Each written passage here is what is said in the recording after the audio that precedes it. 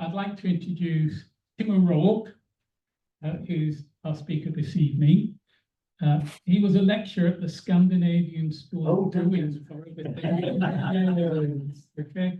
I won't give everything that's on here, but he's a distinguished brewing expert with over 50 years of experience, large and craft brewing operations, and has educated thousands of brewers globally. And so as a consultant, including to some of the local breweries around here, such as Stroud Brewery, and specializes in brewing science with a particular expert in the yeast biology and fermentation.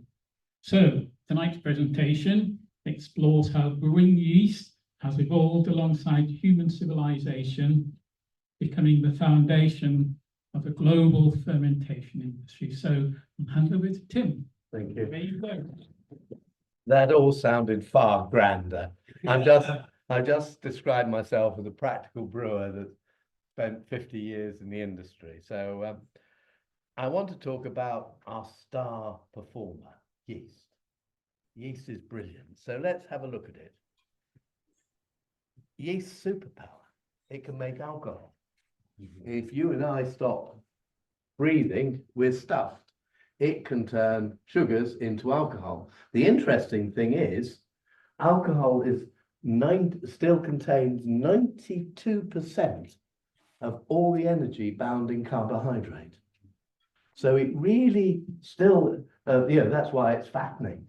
I mean, you've still got all the sugar there. You haven't done a lot, but it's able to ferment it, whereas most other organisms can't. So that's its superpower.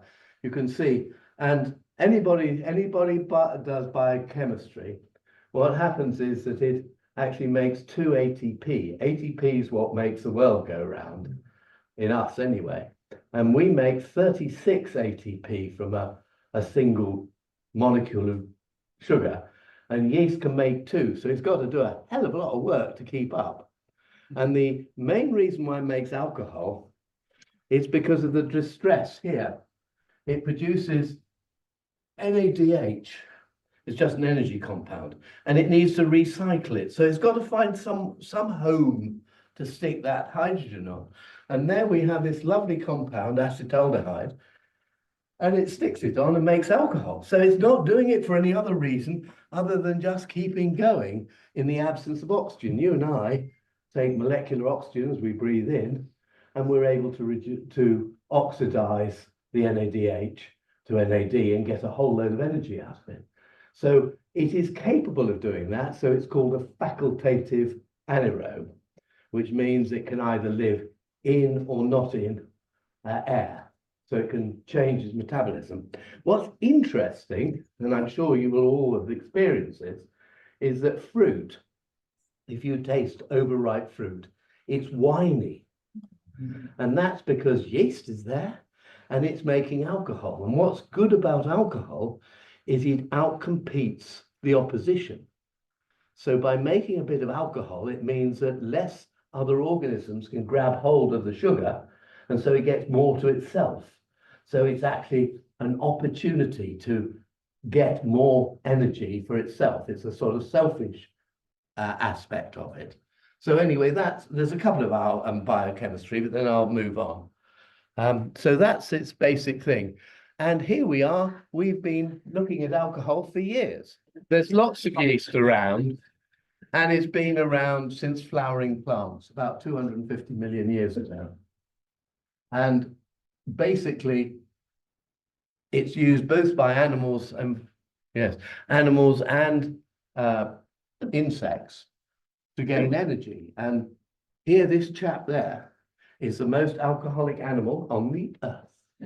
It's the Malaysian pintail shrew that consumes the equivalent by weight, doesn't sit there with a whole load of bottles, of 8 bottles of wine, or 9 bottles of 4% wine a day, which is actually more than I do.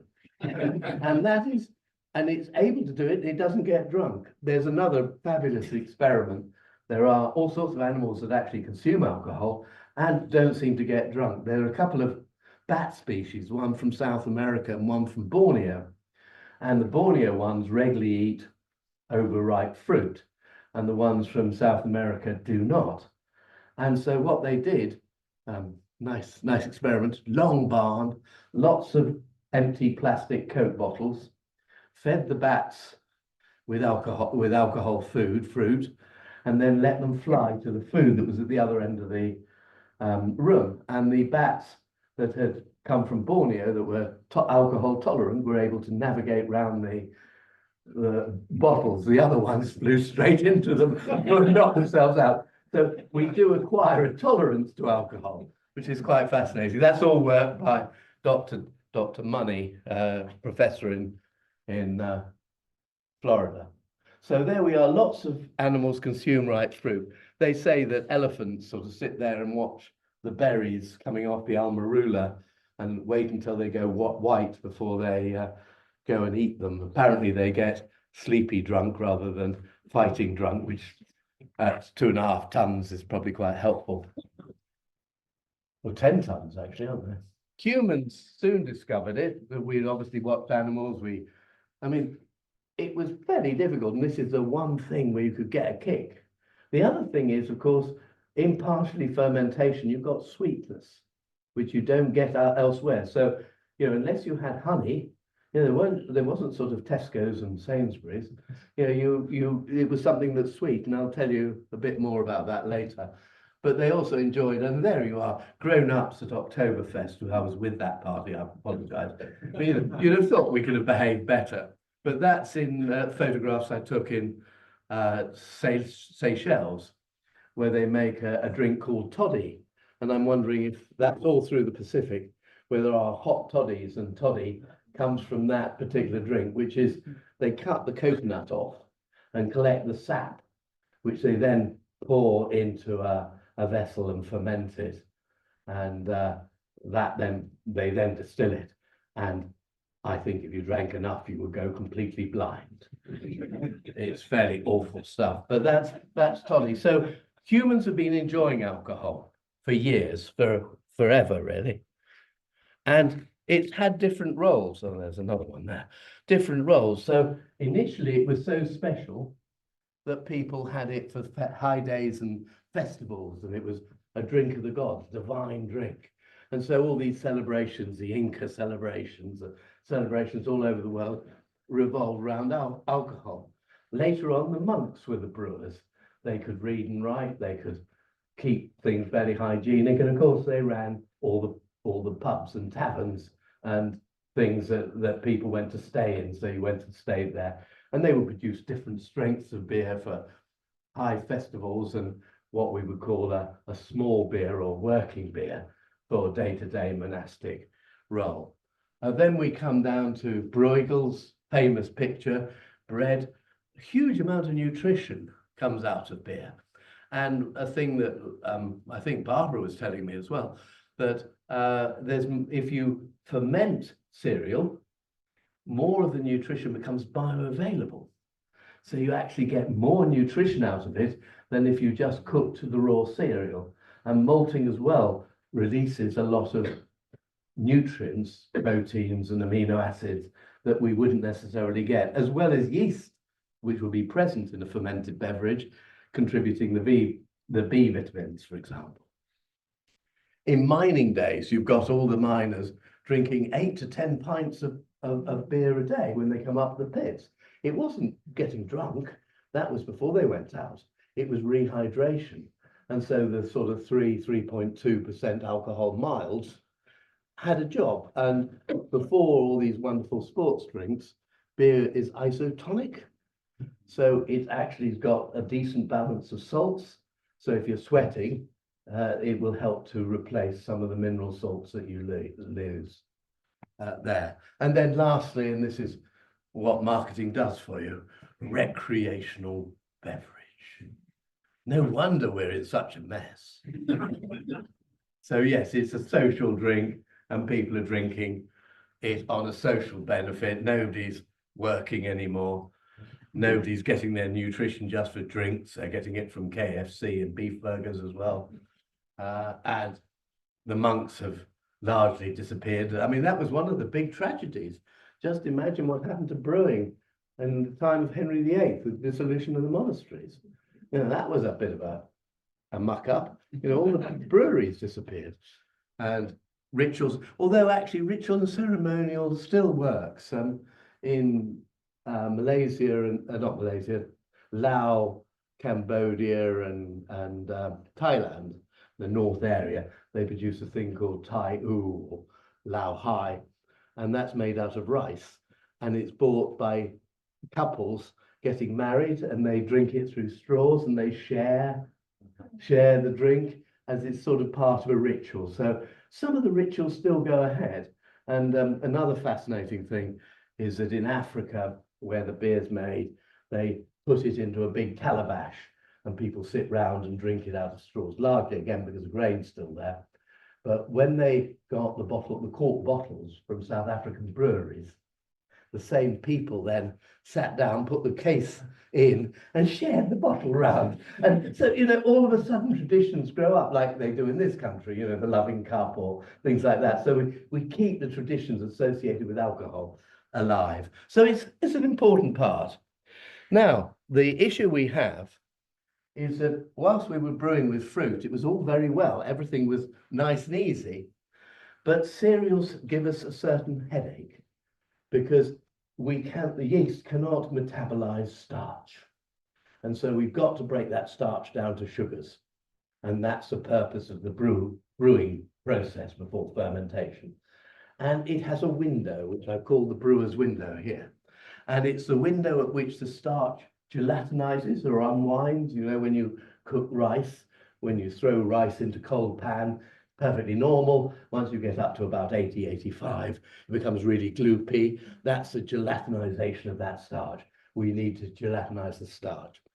But we also, the other thing that we get from our malt is the enzymes, the natural enzymes. We're all a big chemistry factory with all our enzymes coursing around us, breaking down all the food we eat.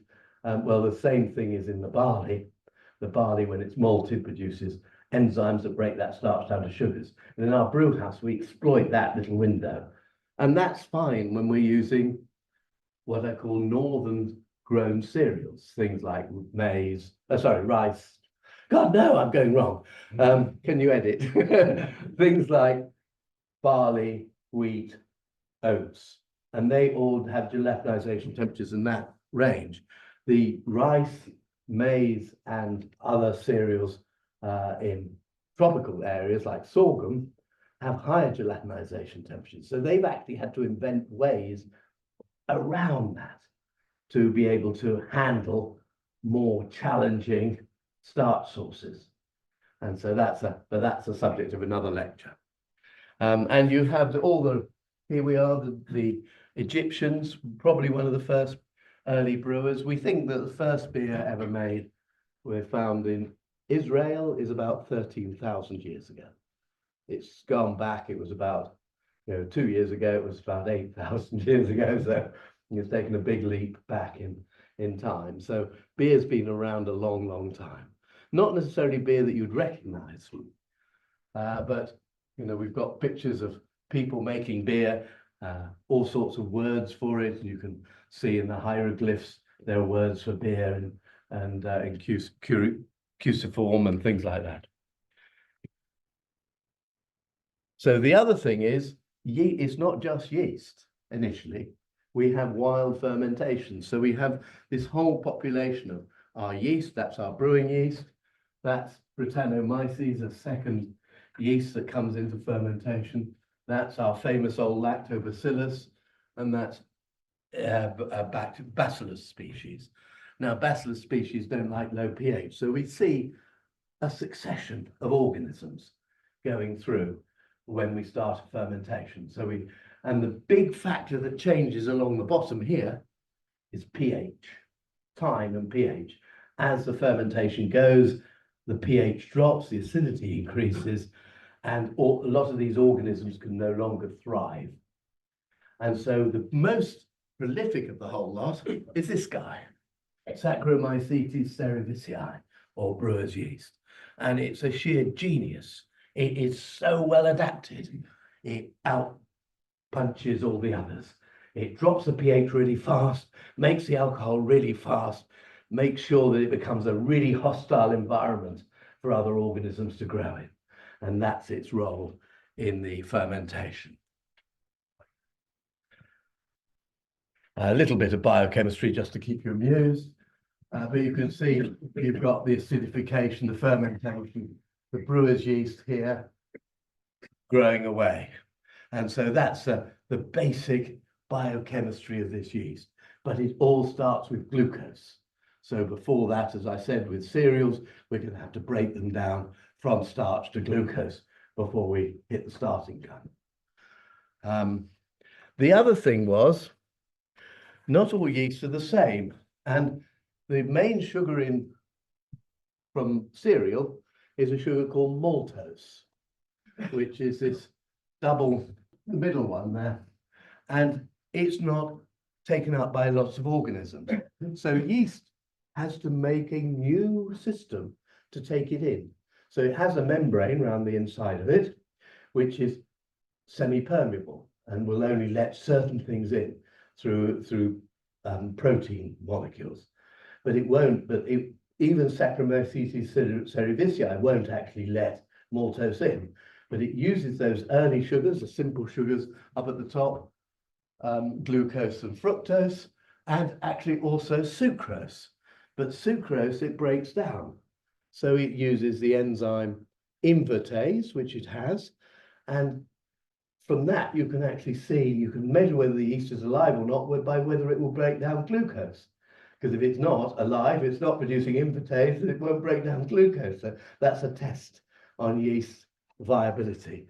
But maltose, it makes this new portal, and only certain yeast species have evolved to do it.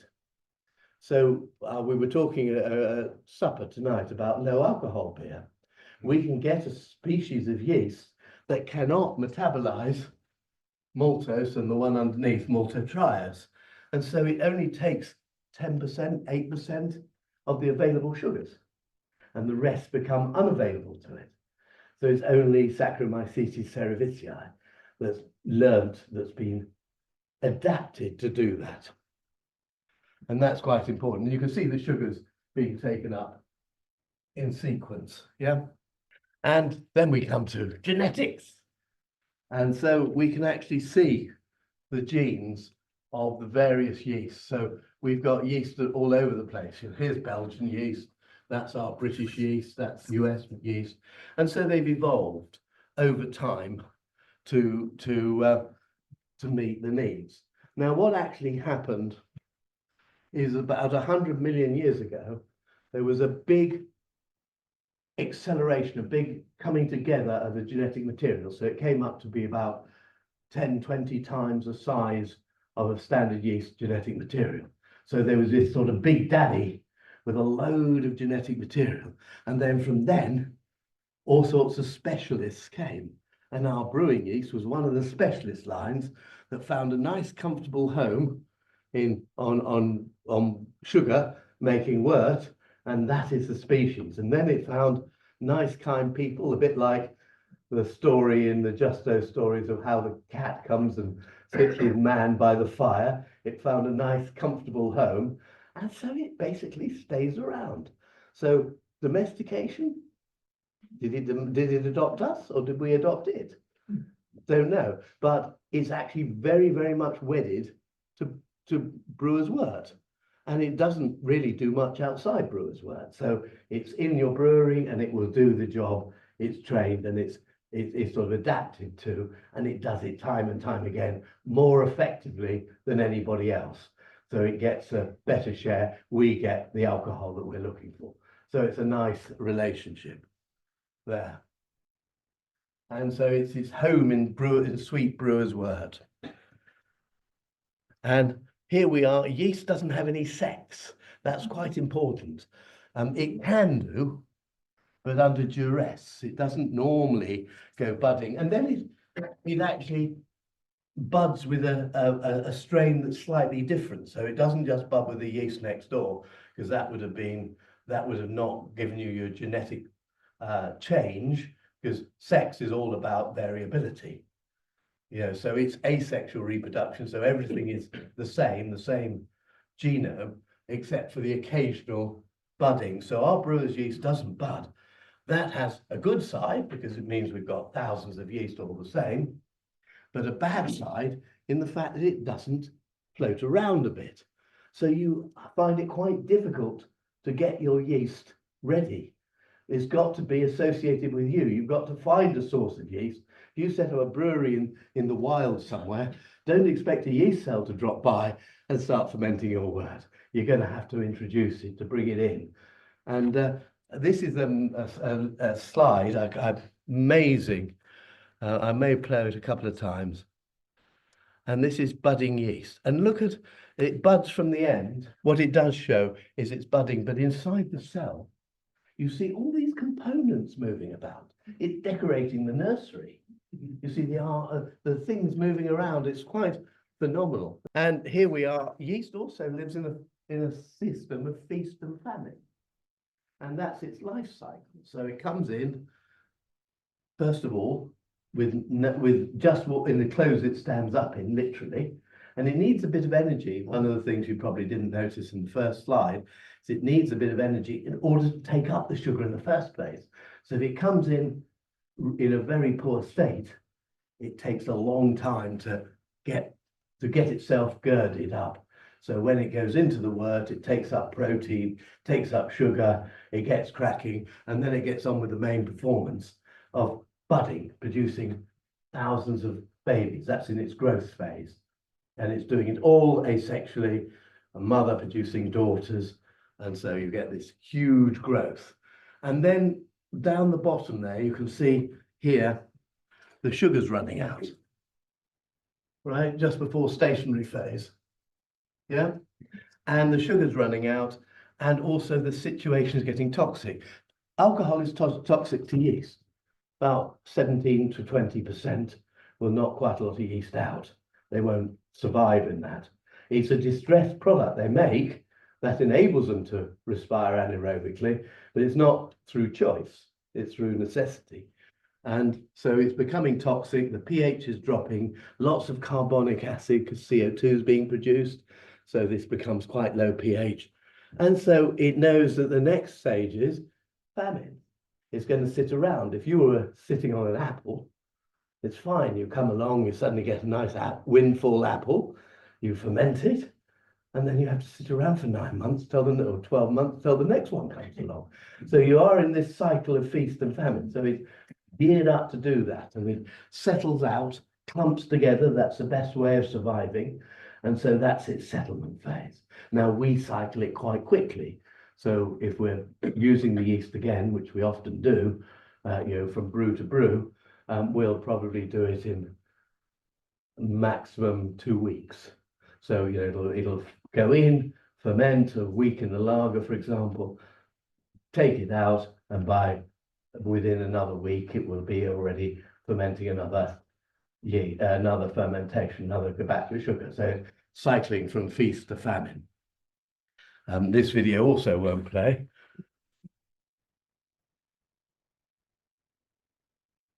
Oh, yes, it will play.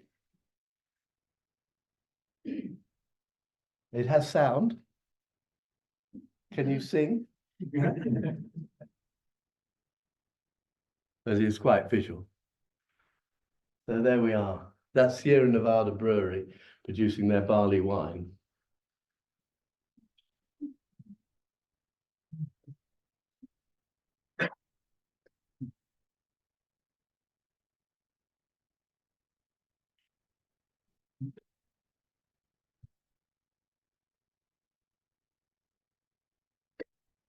It's a bit more exciting than normal, but you do get that in Belgian wheat beer breweries as well. That's a very warm fermentation, and that's 7.5%, 8%, 8 to 9% barley wine.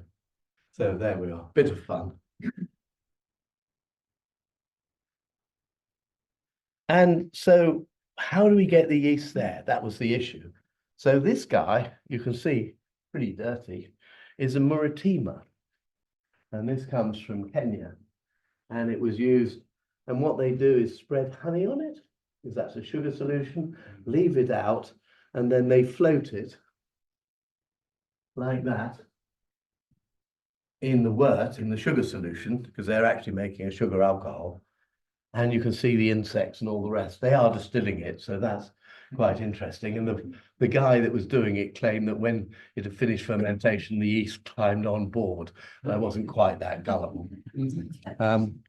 So that's one. This thing is a Kevik ring from Finland, from Denmark, Norway, whatever, Scandinavia.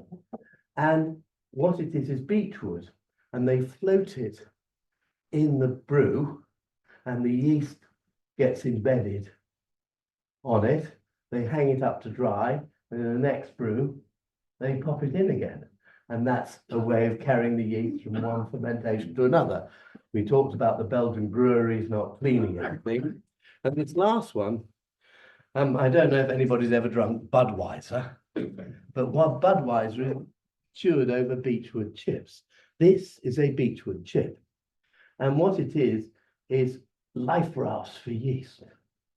So when they come to cold storage, or warm storage, about 8 degrees C, so they fermented it, and they pop these in, and the yeast then settles on the surface of them, and it prevents them packing down, and it also gives a 3-dimensional structure, because yeast undergoes a secondary fermentation. It doesn't when it's flat on the bottom, but it will if there's some structure around it.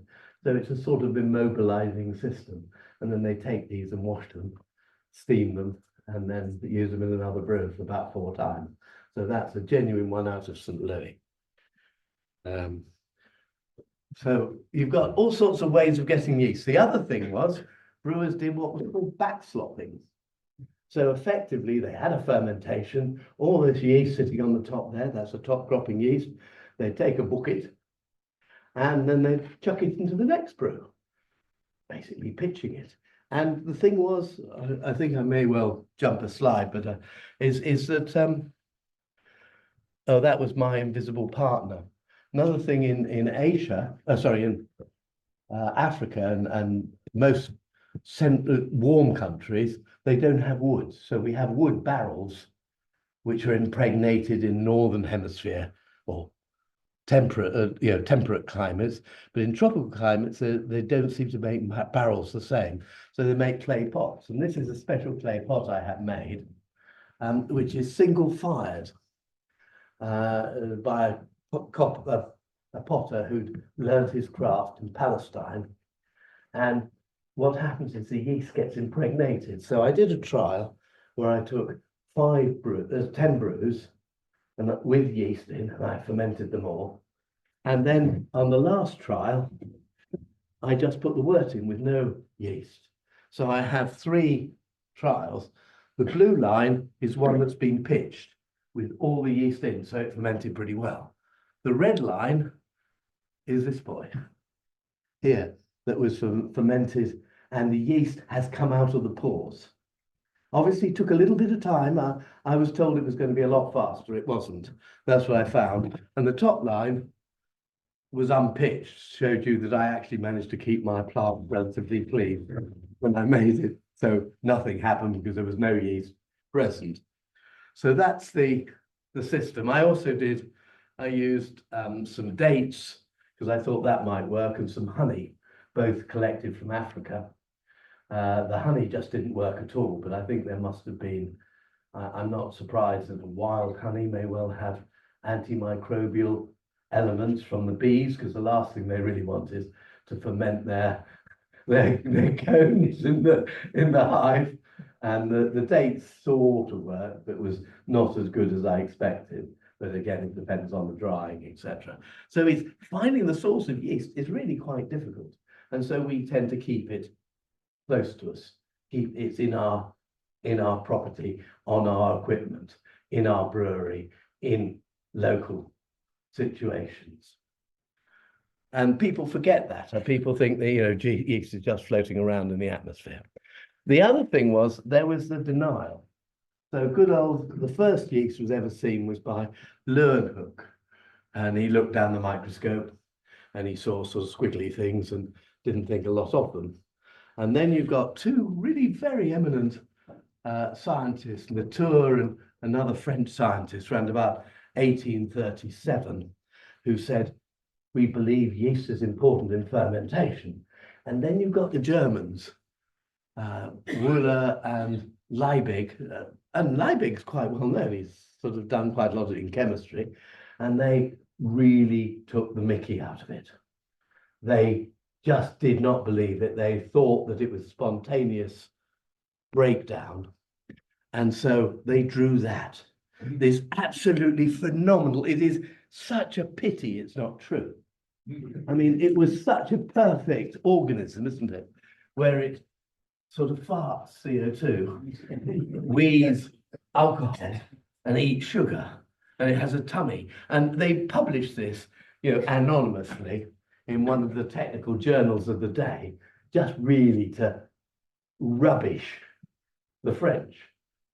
Then comes along another Frenchman. Anybody guess who that might have been? Absolutely.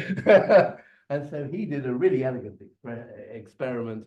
He basically got a flask, boiled the wort with it, and left one boiled, one he broke the glass to, and one fermented and one didn't. And he said, sorry, Germans, you're not quite right on this one. And that was the first proof. And then Emil Christian Hansen, who's the guy that founded Carlsberg, went to a brewery in Germany, I think it was Paulaner, and stole their yeast. And in a top hat box, as one would, and galloped the 1,200 to 1,500 kilometers from Munich to Copenhagen, keeping it cold by putting it in rivers and things, and then handed it to a guy called Emil Christian Hansen, who was the first person to produce pure yeast culture. I think he's probably very early on, because I think Koch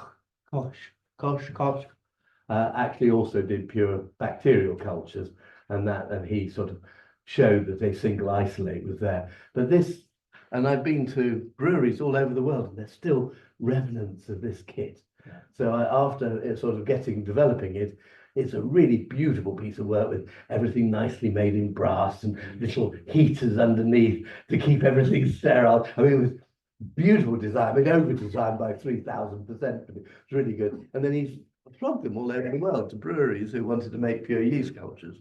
So there we are, the start of it. And we got to this yeast, which then got called Saccharomycetes carlsbergensis after Carlsberg. But since then, we've rechristened it, and the story about its rechristening will be told in a second. And here we have top cropping ale yeast.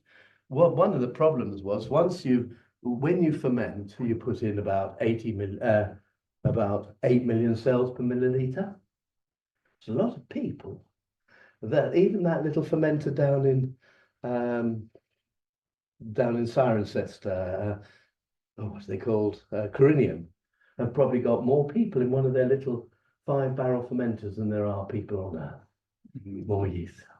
I mean, it's a lot. It grows up to about 80 million cells per milliliter. And then we need to get it down to about 1 million cells for a secondary fermentation. So brewing was all about cleaning, getting rid of the yeast, and to a certain extent, keeping the best yeast ready so we could repitch it, keep it in this feast arena and not leave it hanging around so it went into famine and it started to get unhappy and it started losing its energy and its ability to reproduce. So that's the yeast budding. You can see the bud scars. They leave scars when they've given birth, and you can see that actually that's quite a lot in the middle, but a lot of them are towards the end of the yeast cell. So we've got 4 systems here that are commonly used. One is a parachute system, because the yeast is top cropping. Ale yeast is top cropping.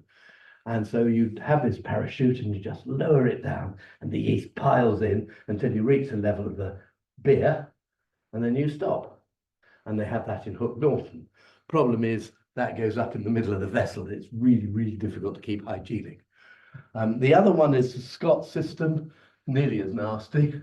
What they've got there is a vacuum, and they stuck the yeast out of a sort of trough, and they basically use a vacuum just to suck the yeast off until they just get left with the beer. But of course, that introduces loads of air into the yeast. You have to use it pretty promptly, and it's very voluminous because obviously the yeast spreads out. This one is the Yorkshire Square, which is quite elegant. And what happens there is that the yeast ferments and comes up, you can see at the top pictures, comes up through the center and then gets caught on a top plateau. And then the rest of it drains back. And there are a few of those still working. Black Sheep, I don't know what's happened to it, was famous for Yorkshire Squares. Before that, Tetley's. And then this was the Burton Unions. I worked on these in Bath.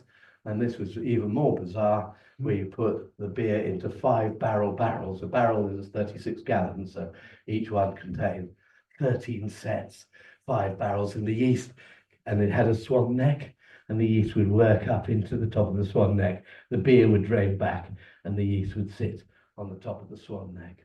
And that was, and all this was about cleansing, getting the yeast out, making sure that the beer underneath had the right yeast counts. And in fact, even more so, we had the bottom of the barrel. You had a tap. So you took the beer out of the bottom of the barrel and the tap, and it was on 26 threads. And you'd tell the operators, having looked at the beer and perhaps done a yeast count, say, drop it 12 threads, Bert. And so you get on his hands and knees and go underneath each one of these and drop 12 threads. So you determine how much of the bottom, where the yeast was sitting, was taken forward into the cask for secondary fermentation. So quite clever stuff, really. I mean, considering, no technology. So now we move on. And so the lager yeast. Now, lager yeast suddenly appeared around about maybe 1400s, nobody really knows. And it's a bottom cropping yeast. And so it settles at the bottom. It means you, in a square, because they used to have big squares just the same as ales, it meant that you couldn't actually get the lager yeast until you moved the beer. That's a big problem, because that meant the yeast sat there a long time until you were ready to take the beer away. Whereas on the other ale ones, you could skim off the yeast first and use it almost right away. So generally, ale brewing, ale yeast was in much better condition than lager yeast. Conicals changed the whole world. So if you go around breweries now, you'll hardly see anything other than conicals, because of course the yeast settles in the cone. You take that off before you move the beer, so you can take that off at any stage. But why have we got lager yeast as bottom cropping? So basically, it's because of law. Until about the 1970s, taxes and law changed everything in brewing. Everybody kept going normally, but it was the taxes and the laws that basically changed people. So there's a famous German purity law called the Reinheitsgebot, the German of 1516, is it? Yeah, by Wilhelm IV, and it said you can only brew with water, hops, and malt. Malt, not barley. The reason was barley was taxed. And so he didn't want you to use barley, because the barley that was malted was taxed. And if you used raw barley, you had evaded tax. The other reason was wheat was left out, because wheat was used for bread. And it wasn't going to be a good idea if all the big, fat German men were sitting drinking beer and the women and children were starving because they didn't have any bread to eat. Probably bad for PR, even in those days. So that was fine, and we got on. But then in 1553, the decree was extended to say you could, because the summer beer was pretty awful. Winter's very cold in Bavaria, around there, so it's sort of round about 4, 5, -2, that sort of temperature, really cold, whereas summer tends to be quite hot, up to sort of 26, 30. And the summer beer fermented too fast. We had no way of cooling the vessels, so we got pretty naff beer. So they passed a decree saying that you could only brew between Michaelmas and St. George's Day, which is the 29th of September and the 23rd of April. So that was the point there. And so all of a sudden you have a problem. You've got all the summer months and no beer. So what does one do? One stores beer. And German word for storage, Lager. precisely. So you lagered it. That's where lager comes from. So they basically took the beer and stored it in cellars ready for use. And they used to have ice or snow around it. So they packed snow and ice around the barrels. Bamberg used to have an ice train that came down from Latvia every year with snow to pack around the barrels. And when you look at the breweries that the Germans set up, the lager breweries set up in America, they're all round cold areas. Colorado, where's Coors, the Great Lakes, Miller, Stroh's, Pabst were there. And St. Louis, I always wondered about St. Louis, but it has a lot of very good underground caves that are quite temperate. So it was all about storage. Before that, it was all about water. Now it was all about storage, then keeping the beer cold during the warm months. Then, of course, good old, who was he that invented the refrigeration? Lund. Lund invented the ammonia compressor, and the world never looked back, and we were able to chill our vessels with cold, and we could brew all the year round. So that's the story there, but it has another ending to it. And what they did here was they basically was quite clever. These are genuine used fermentation vessels in Pilsner Urquell. So that's your fermentation in wooden barrels. And from there, you then moved it into oak barrels like that, huge ones, 70 hectoliters. I mean, that's sort of, 20 ton, 15 ton. And they were packed 3 high. God knows how they didn't squash people in the cellars when they had them. It was the most dangerous process ever. But anyway, what they did was they krausened. So we have in Britain, we prime. So when you do your fermentation, you want a secondary fermentation. So you put a little bit of extra sugar in, and the yeast's got something to eat, and off it goes, and it produces the carbon dioxide, which gives the beer a little bit of fizz. In Belgium, they have fruit. So all these Belgian fruit beers, they weren't sort of made with bananas and stuff like that. They were cherries and raspberries and things like that. And that was more about adding sugar than it was about adding flavor for secondary fermentation. In Germany, what they did, because of the Reinheitsgebot, they took wort from a beer that was still fermenting and added it to this beer that had completed fermenting and put them together. And this had this wonderful effect because it, first of all, scavenged all the air out of the barrel, because yeast is hungry for air. It takes up oxygen. It needs it for its cell membranes. So it doesn't aerobically ferment, but it's very greedy for oxygen, and there's only a little bit there. It then got rid of the unwanted flavors. At the end of fermentation, we have butterscotch, bruised Granny Smith's apple flavors, which are not being totally complete. And in a secondary fermentation, that's what gets removed. And then lastly, it produced the gas. So it carbonated the beer. So you've got bright beer. Bearing in mind, solubility of gas is a function of pressure and temperature. So if you're down at 0 and you've got a bar pressure or half a bar pressure in a barrel, you've probably got enough gas for the beer to be fizzy. And it was served out of the wooden casks directly. So that was still the story makes sense, but where did the bottom yeast come from? So here's the birth of modern lager, and this is credited to Pilsner Urquell. I don't think it was such a sort of light bulb moment, because lots of things had to do it first.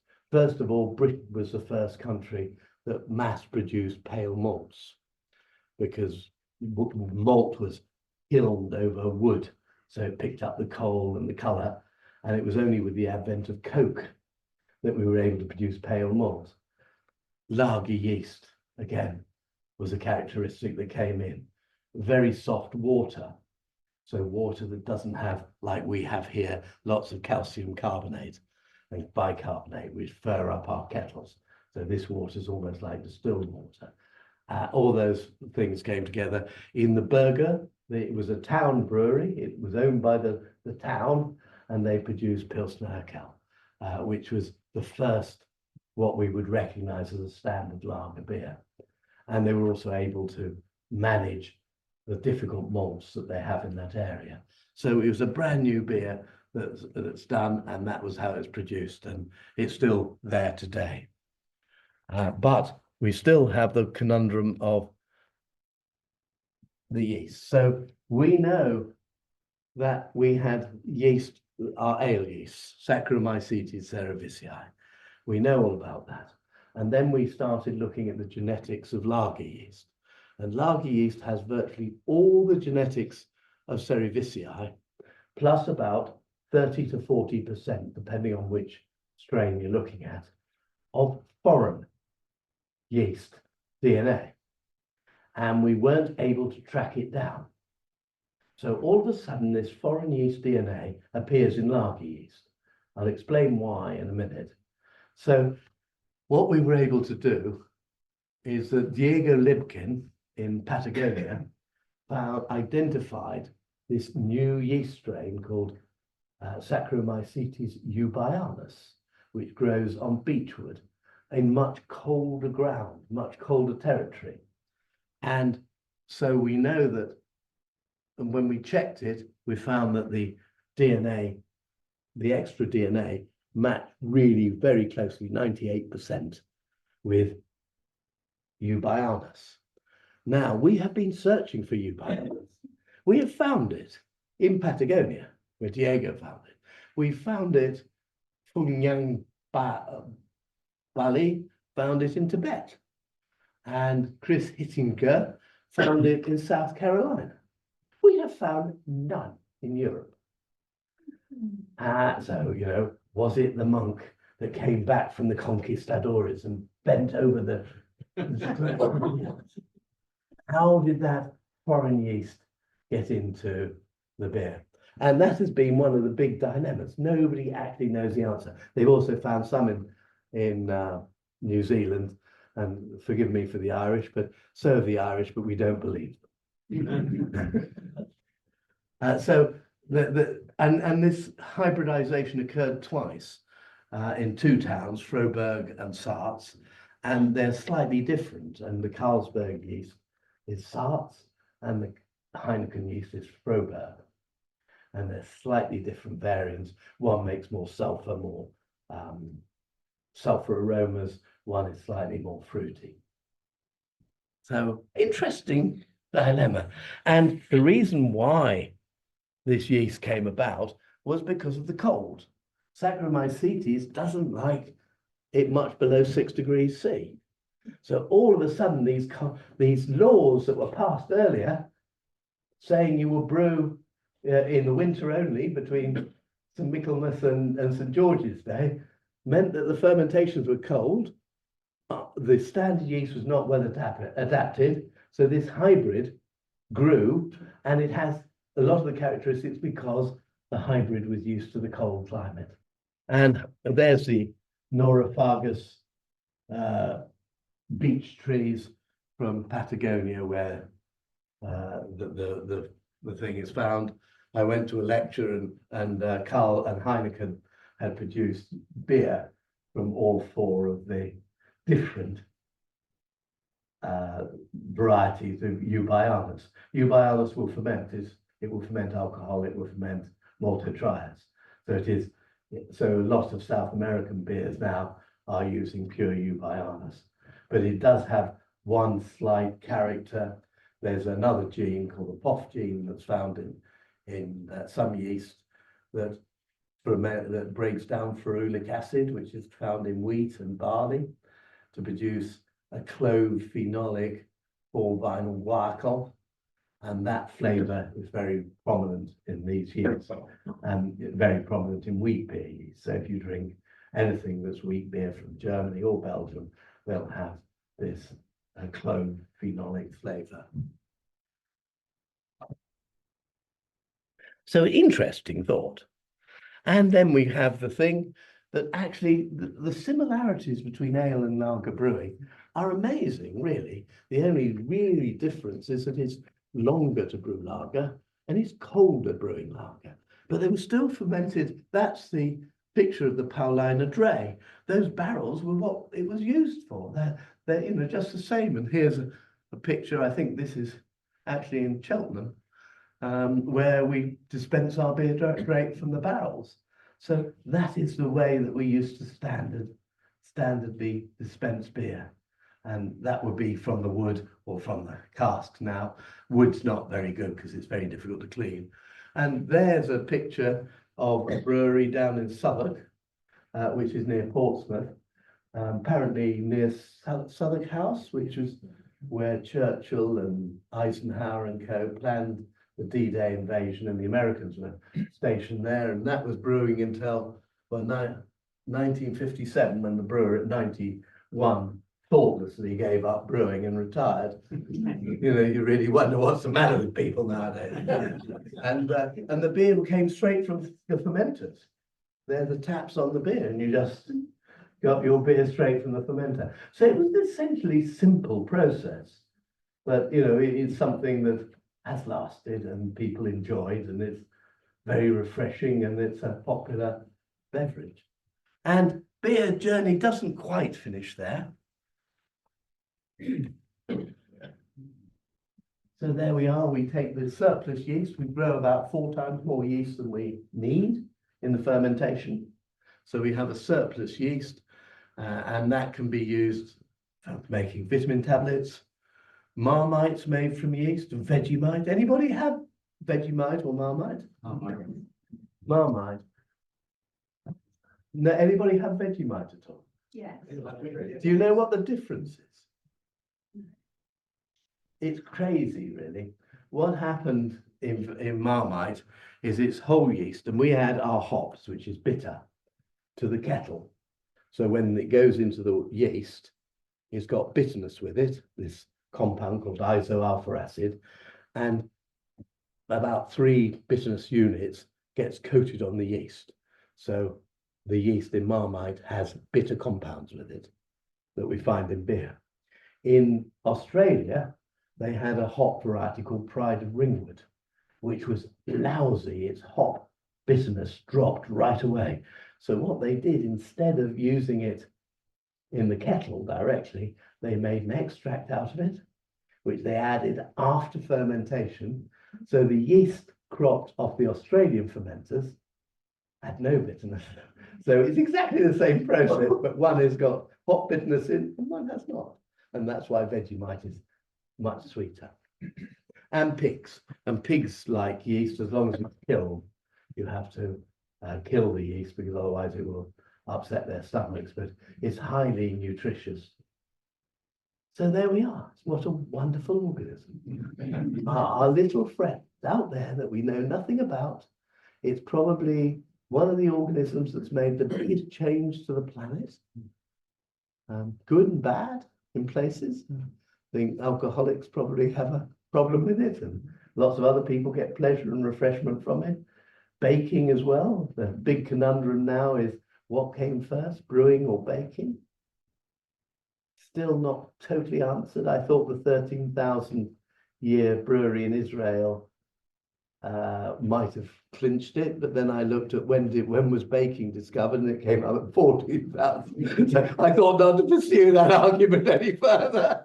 So I don't know. And of course, the thing is, we have so little to go on historically. You know, we're sort of saying this was a brewing vessel because, you know, if you look at it, they're little bits of oxalic acid crystals that come from malt. Really? And a lot of them are sort of scrapings in the ground. And you go up to Skara Brae. Anybody been to Skara Brae? Yeah. They have these wonderful big open vessels in the middle, and they say it's for boiling meat. Who the bloody hell ever boiled meat? Or saunas? I reckon it was fermentation vats, but I don't think they found anything. But nobody would wear it. It obviously was not part of PC Scottish political doctrine. But so that's pretty well it. Any questions? Ma'am? So could I use Marmite and No. mix with sugar to make my bread? Only if you want Marmite bread. It wouldn't leaven because we boil the things, we kill them. Maybe centrifuged and boiled. But it will make nice bread, Marmite bread. But you still need yeast. Good thought. Any more questions? Yes, another one there. What would the beer be like in little domestic environments in villages, say 150 years ago or 200 years Sour. ago, when people made beer? Sour. It would have had quite a lot of lactic acid. Uh-huh. I mean, the thing is, the yeast is so good at taking the oxygen out. So what really ruins beer for us is vinegar, acetic acid bacteria, but they're aerobic. So as long as we keep it anaerobic, we'll get lactic acid and alcohol. It was relatively sour. I've made quite a lot of traditional beers. I mean, some of them are quite nice. And there's a beer called Gruit, which is an old recipe. And that's using herbs and things like that. And you get sort of quite nice little spicy, and that seems to work with this slightly lactic flavor. I mean, alcohol's still there, probably 4 to 5%. 3 to 5% would be the maximum we get at that level. So, There was one at the back. If we, yeah, take, sir, at the back. No, I think he was putting it yeah, Oh. yeah. For Christmas, I got a old cookery book, and I've transreplicated a old recipe for a yeast cake. The amount of yeast it suggested was 25 grams, whereas the amount I ended up using successfully was about 5 grams. And they suggested in the recipe to leave it for at least 24 to 36 hours. And mine went in about an hour and a half. So And you bought your yeast, where do you get your yeast from? from Hobbs Bakery. Excellent.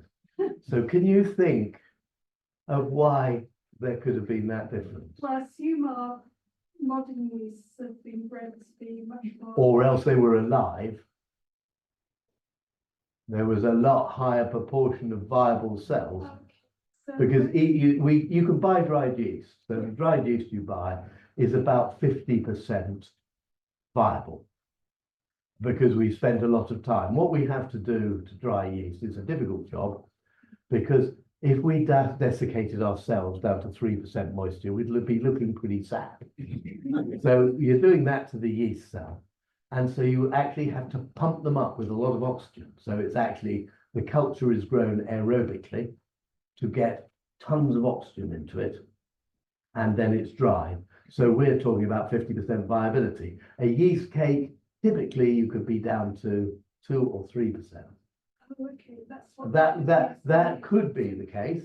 I mean, I don't think yeast is quite difficult to change. And how would you change it? You know, the baker's yeast and brewer's yeast, you can use either for either, to be honest. They're all Saccharomycetes cerevisiae.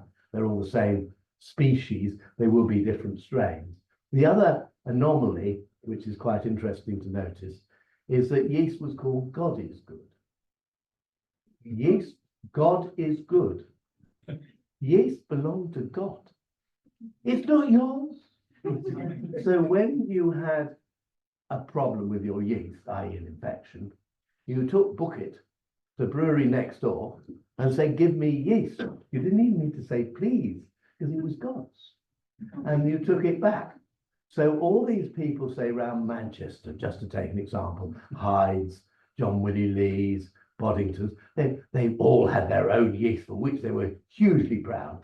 Probably not. It was probably all the same yeast strain that had gone around the houses. And until the 1980s, roughly, you could tell because yeast behaved differently in certain geographical areas. It was to do with the rate it settled and things like that, and also the amount of sugar it ate. And so you could actually say, oh, well, a Midland yeast will leave a little bit more sugar and tends to flocculate, and you'll see they actually agitate, rouse the things. Go to the West Country, yeast actually behaves much different because you've probably got 10 different strain populations in the centre, from what was being passed around. Today, it's every craft brewery can get everything, and you can buy yeast in packets from Yugoslavia, or so a lot of them actually are made in the Baltics. But of course, again, they're not sterile. So when you put your yeast in and home brew, you've got bacteria there because they don't have sterile kit. The only one that makes sterile yeast, Heineken, they now make dried yeast, which they send out to all their breweries to stop them mucking about. So they take part of the growth stage off their hands. We don't trust you, quite frankly. Here, use this, and this is your starter for 5, and it's halfway down the process. And they built one because there are some continuous fermentation systems. And Heineken owns a brewery in New Zealand called, it's a continuous brewery in New Zealand. I visited, it's quite interesting. And then they built the same thing in Zoeterwoude to make pure yeast. So yeast varies quite a lot, but was very much stuck. And then when you looked at the map, the genome, you saw they were really related to different countries where they basically shared the yeast, So I think it was lack of cells. With small beer, what's the 2% alcohol enough to kill all the pathogens you might find in water in a town, say? I don't know. I never asked anybody. The ones it didn't kill were probably dead. Probably about 2.5% is about what you need. But don't forget the pH. And as I'm saying, the work coming out of BRI just recently was showing that pH was more important. And don't forget, because it was lactic, the pH of that beer will be lower. And so instead of 4.2, which is what we're looking at the regular beer now, it's probably 3.7. Cider is safer because It was the acidity which would kill the pathogen as well. The acidity and alcohol are a lethal combination.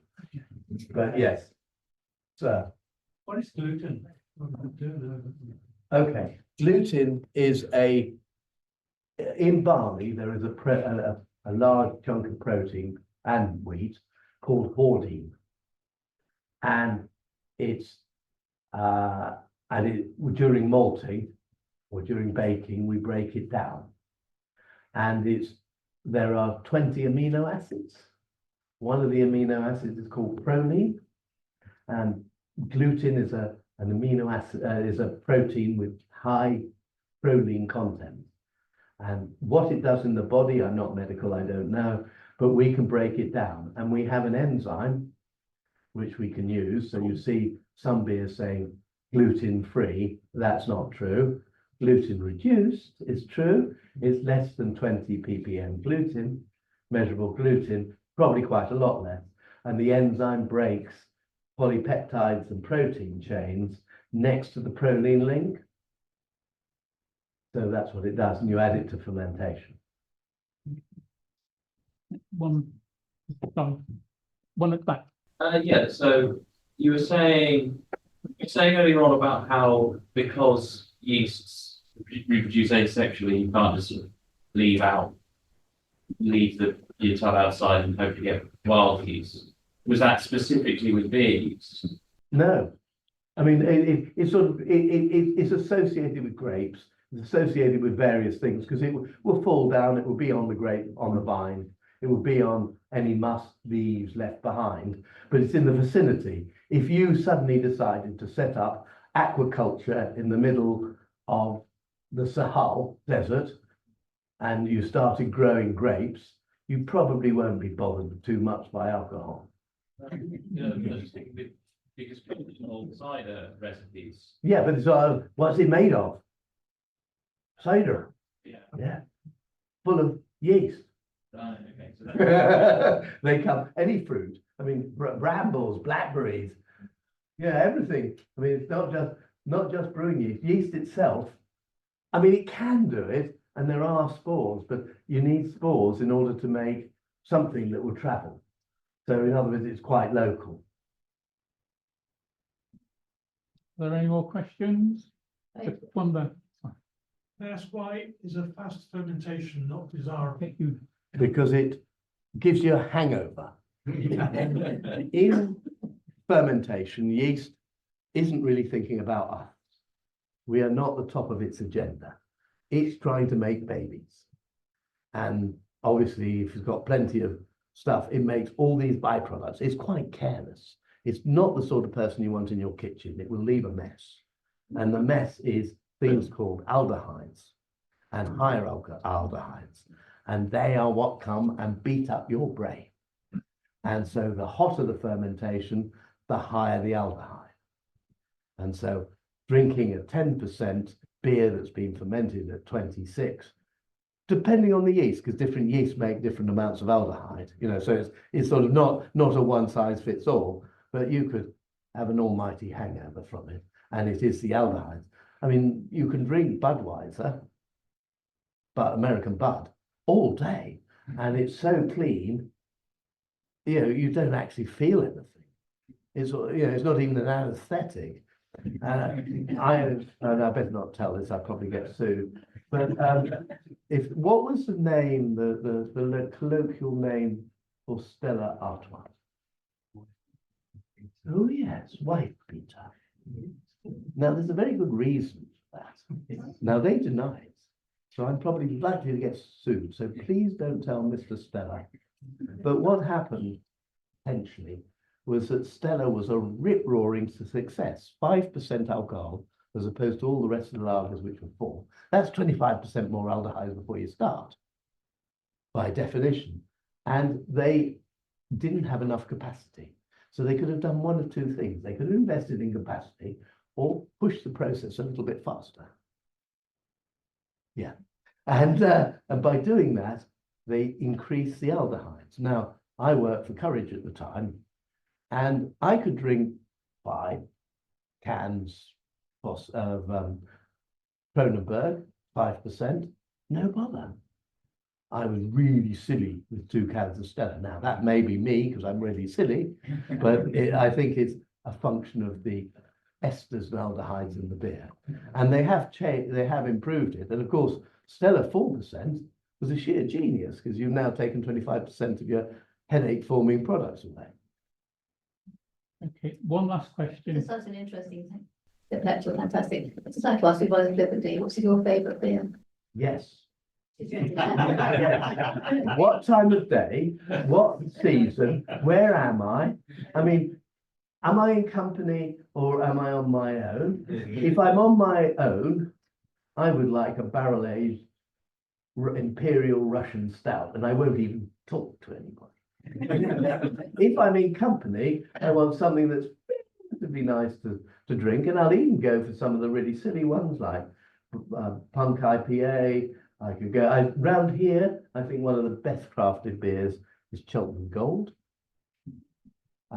Hopefully you will also find one of my other favourite beers, which fortunately we have a small sample outside, which is Tom Long, and that's quite interesting because it's I think it's a brown ale. They call it an amber because it's far posher, and it's got orange and coriander in it. It's not too bitter. Lots of caramel in it, and for this time of year, it's nice. But in the summer, I wouldn't want a Tom Long. I'd want something, yeah. I mean, Pilsner Lager, you know, sort of. Adnams? Yes, Ghost Ship's pretty good. I like Adnams. I talked to head brewer. Could we just say you like all of them? Yes, I like everything. Well, I think at that point, because we do have sample outside, we should thank our speaker